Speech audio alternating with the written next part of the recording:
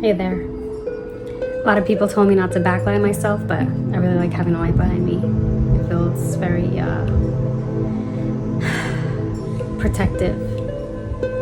So, hope you're all doing well. I want to approach something that is a very hard subject to approach. Probably the most, if not one of the most taboo in any of our cultures. Gotta clear my throat for this one.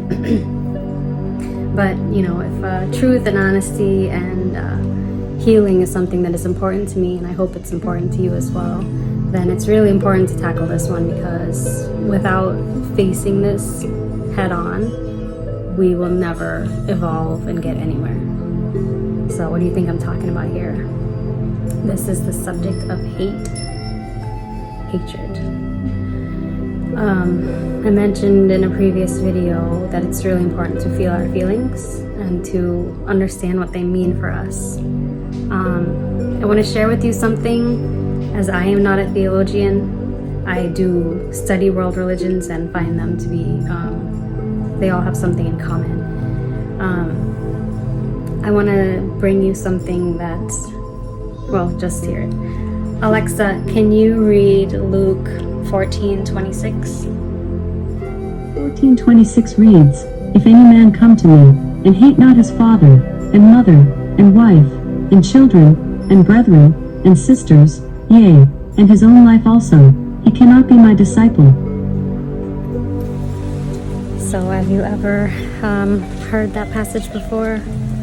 I know I haven't in any of the churches that I've been to. I've been to a number of them in many different countries. So what does it mean then? Why is Jesus talking about hating your mother and your brother and your sister and your father and yourself? When I tried to look up what this could possibly mean online, I didn't really get much of a clear answer or understanding. So, like all things in life, it's kind of left to personal interpretation. And I will just say that in terms of healing, and in terms of the second chakra, and in terms of what I know about Buddha, and how it was really important just to sit with our emotions in order to basically dissolve them into nothingness, hate is one of those. And in our culture, we don't talk about how we feel about our family. Truly talk about how we feel about our family. Perhaps that's why people spend tons of money going to therapists, because it's something that you need to speak about in private.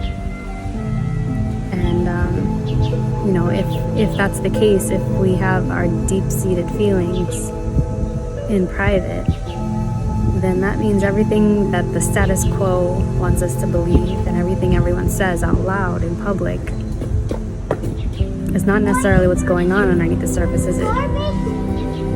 And so if we truly want to come to terms with how to overcome these feelings, how to overcome these problems, it's really important to sit with them and to actually realize what these feelings are. And so with that passage, I'd say Ascended Master Jesus is giving us the chance, opportunity, and permission to allow us to feel our feelings, our pain points of our traumas from childhood, of intergenerational trauma. Perhaps your family was wonderful, is wonderful, continue to be wonderful, but perhaps somewhere in your lineage there was pain there that's not been processed, and lo and behold, it's in your DNA. In any event, 95% of our actions are run by our subconscious programming, and so it's really okay, let's do it. Increasingly important to sit with these feelings for a 1 minute walk. Okay, understand these feelings and then allow them to dissolve, because no one wants to, at the end of the day, hate their family. And if hate exists to the point where Because go with mommy. okay, to the point where Jesus had to address that, then it's not something I'm making up. And if people go to therapy to... No, it's not. Come this way. to deal with. Where's Grandpa's car? I don't know, babe. Down there. I want to see Grandpa's car. We can walk to it. We can get real deep into this, but the basis of what I'm saying is feel your feelings.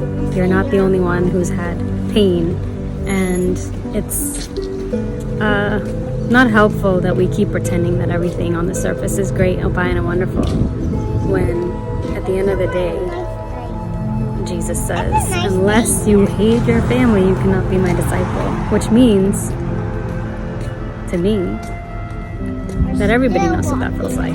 Everyone knows what it's like to be betrayed. Hello, how are you?